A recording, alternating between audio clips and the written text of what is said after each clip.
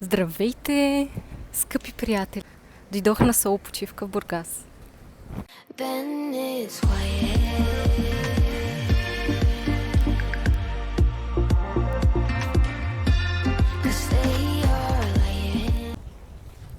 Дойдох преди няколко часа. Бях на плаж, но много започна да духа вятър. Обядвах в Dog 5, много вкусна салата с краставици, копър и авокадо. И сега отиваме на спа. Купих си книга "Полет над куковиче гнездо". Много интересна и е супер забавна. Сцепвам се от смях през цялото време. Просто се разказва за една психиатрична клиника, където всички са луди. И много ми е забавно. Всеки луд с номера си просто много ми е забавно, наистина. Стигнала съм до 65 страница. Исках да ви говоря за книги по принцип, защото в един от предишните ми влогове си бях купила 3 книги, които вече прочетох. Една от тях беше на Емил Зола, световна класика, Жерминал се казваше. Книга, която прочетох с изключителна трудност. Беше ми ужасно трудно да минавам през главите й, защото повечето неща се повтаряха. Във всяка една глава се случваше едно и също. Разказваше се за живота в Франция, време на Наполеоново време, и за едни мини, където хората живеят супер труден живот и просто съпоставят разликата между живота на митничарите и живота на тези хора, които са от партията и живеят така по-богато. И просто беше много тягостна книга. Накараме да осъзная много неща. Препоръчвам я. Сега не е приятно четиво, но е световна класика, така че защо не. Другата книга, всъщност аз прочетох още 3 книги, защото преди една седмица си купих още една книга на Фрида Макфадън, която също много ми допадна. Казва се "Един по един". Супер интересна. Не мога да кажа, че е по-интересна от "Прислужницата", но все пак що годе в същия стил. Някои детайли в книгата ми издразни, че не бяха издоскосорени. Жестоко я препоръчвам, супер лесно ще се чете. Уникален сюжет и всичко. Просто много разтоварваща книга. Другите 2 книги, които прочетох, ако не се лъжа, едната пак беше на Фрида Макфадън и се казваше "Съквартирантката". Пак много хубава книга.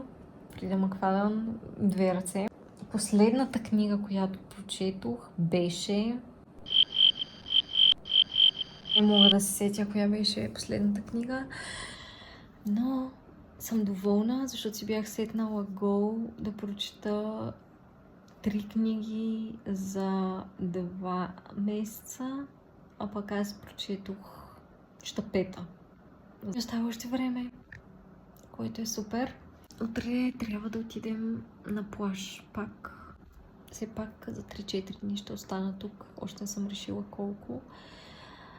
Не знам, по принцип, може би на Каваци. Часът е 8:49. Прочитам още 20 страници и си лягам да спа. Изгоря ми е носа. Сетих се за книгата. Беше от поредица Бостън Белес. Самата книга се казваше "Негодникът".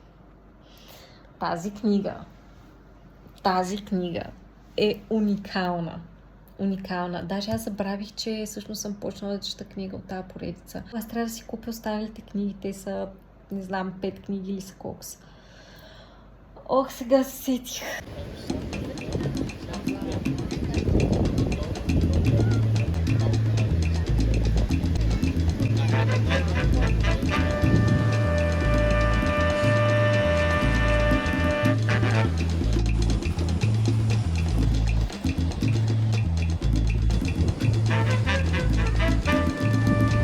Чадърът е 3 евро. Мисля, че доста прилично.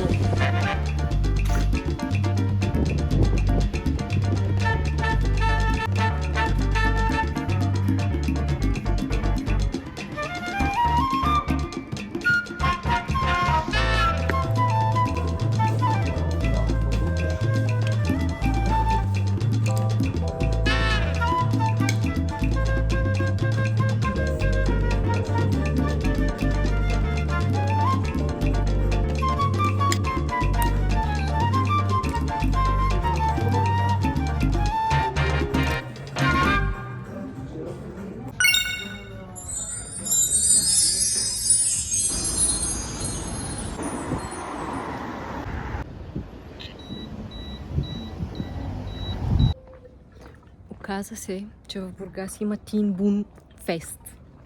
Но аз не знаех, че има такова мероприятие. Както и да е. Между другото, аз вчера бях на Морска гара и не видях абсолютно никаква сцена, нищо. I guess that's that. Сега отивам на разходка.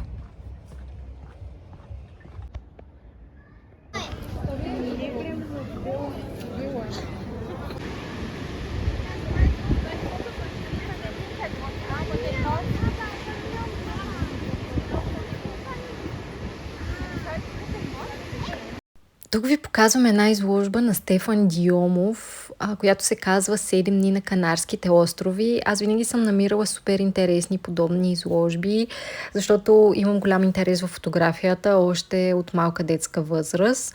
Това ми е любимата снимка на къща, в която е отсядал Христофор Колумб в неговите пътувания.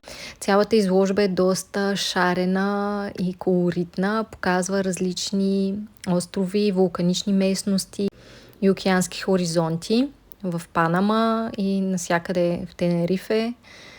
Оказа се, че има и 15-минутен филм към тази изложба, което също според мен се заслужава да се гледа.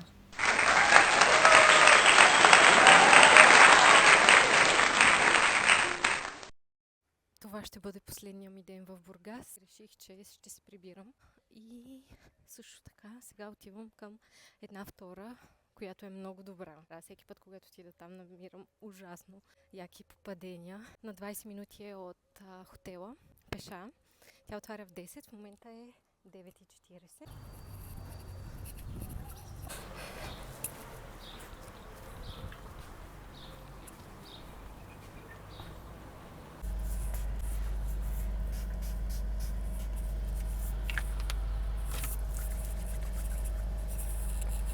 Показвам ви находките.